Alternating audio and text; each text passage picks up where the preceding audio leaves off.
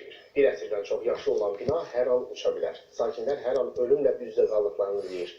Qəzalı binada yaşayan sakinlərin həyatı təhlükədən xilas ediləcəkmi? Aidiyyatı qurumlar bu kifayət qədər ciddi problem barədə nə düşünür? Bütün bu suallara cavab axtarmışıq. Materialı izləyin.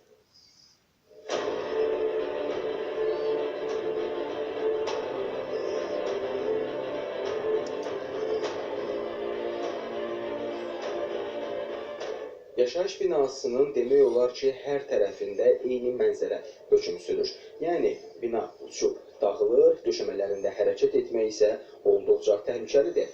Amma buna baxmayaraq Nəsimi rayonu İzzət Həmidov və Eldar Tağızadə küçələrində yaşayan sakinlər bu vəziyyətdə dözməyə məcburdurlar. İndi bu binada 13 ailə yaşayır. Sakinlər deyir ki, 1900-cü ildə inşa olunan binanın istismar müddəti başa çatdığından hər an uçma təhlükəsi var. Elə bu səbəbdən bəzi sakinlər evlərini tərk edərək kirayələrə köçür. Binanın qəzalı vəziyyətdə olması ilə bağlı dəfələrlə əraziyə baxış keçirilib. Amma sakinlərə nə vaxt köçürüləcəkləri barədə dəqiq söz deyilməyib. Yuxarı mərtəbənin taxtaları çürüyüb.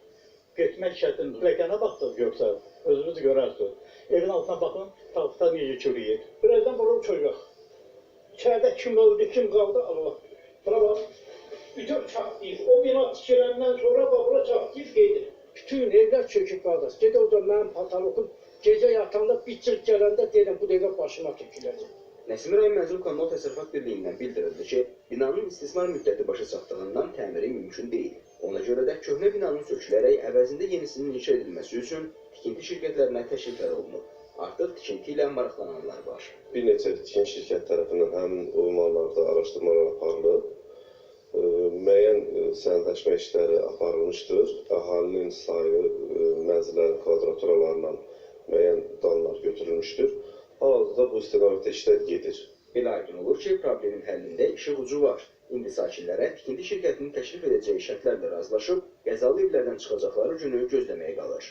Əhməd Məmmədov, Rahil Bəhlulzadə, ATV Xəbər.